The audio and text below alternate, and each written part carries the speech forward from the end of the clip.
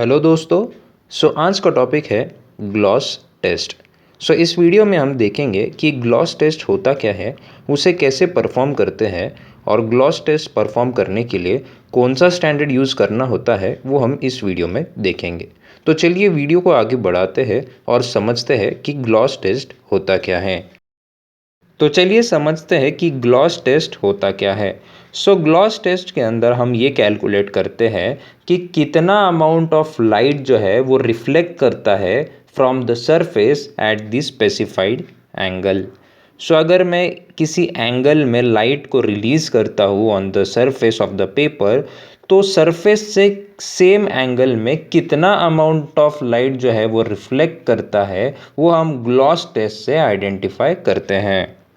अगर हम gloss test के इम्पोर्टेंस के बारे में अगर बात करते हैं, according to the aesthetic and print quality अगर मैं बात करता हूँ, तो जितना ज़्यादा ग्लॉसीनेस होगा उतनी ही ज़्यादा जो पेपर की जो प्रिंट क्वालिटी है, जो टेक्स्ट है, जो इमेज है, वो भी उतना ही ज़्यादा वाइब्रेंट दिखेगा, उतना अपीलिंग दिखेगा। बहुत से केसेस में आपने देखा होगा, जो मैगजीन्स होते हैं, जो ब्रोशर्स होते हैं, उनमें बहुत ही ग्लॉसी लुक क्रिएट किया जाता है ताकि वो अपीलिंग दिखे, वो बहुत अच्छा दिखे।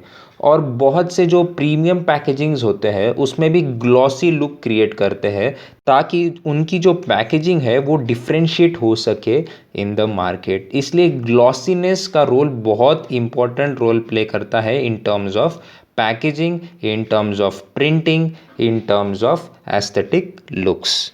ग्लॉस टेस्ट को परफॉर्म करने के लिए हम दो स्टैंडर्ड यूज़ कर सकते हैं, विच इज़ टापी T480 और टापी T653। ये स्टैंडर्ड डिपेंड करता है आपके ग्लॉसीनेस ऑफ द पेपर के ऊपर।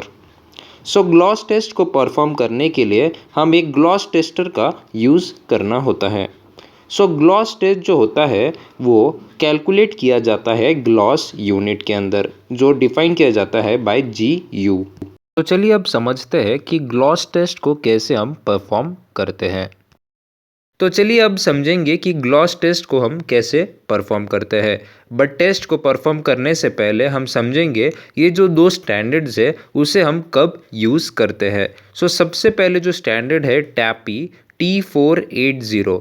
इस स्टैंडर्ड में हम जो ग्लॉस ऑफ द पेपर है वो 75 डिग्री एंगल में चेक करते हैं। ये जो टापी T480 स्टैंडर्ड है, हम ये तब यूज़ करते हैं जब हमारा पेपर का ग्लॉसीनेस जो होता है वो लो टू मॉडरेट होता है। बट जब ग्लॉसीनेस ऑफ द पेपर ज़्यादा होता है तब हम टापी T653 स्टैंडर्ड को यूज़ करते हैं और उसमें हम glossiness of the paper 20 degree angle पर चेक करते हैं। तो चलिए अभी हम समझेंगे ग्लॉस टेस्ट को कैसे परफॉर्म करते हैं। सबसे पहले एक रेक्टेंगुलर स्पेसिमेन, ये जो सैंपल है आपको कट करना है।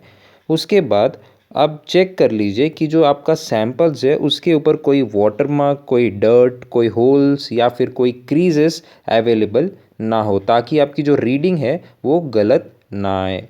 उसके बाद जो ग्लॉस टेस्टर है उसके अंदर आप स्टैंडर्ड के अकॉर्डिंग आप एंगल उसमें सेट करें। उसके बाद आप जो ग्लॉस टेस्टर है उसको आपके पेपर सैंपल के ऊपर आप उसे प्लेस कर दीजिए और स्टार्ट बटन दबा के टेस्ट को स्टार्ट कर दीजिए।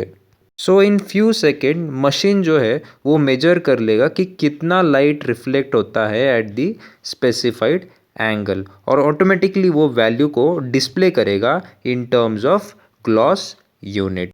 जितनी ज़्यादा ग्लॉस यूनिट वैल्यू होगी उतना ही पेपर ग्लॉसियर होगा। इस तरीके से हम ग्लॉस टेस्ट को परफॉर्म करते हैं। अगर आपको किसी भी कंसेप्ट में डाउट है, कोई क्वेश्चंस है, तो आप प्लीज़ कमेंट बॉक्स में लिख दीजिए। हम जल्द ही आपके क्वेश्चंस को आंसर करेंगे।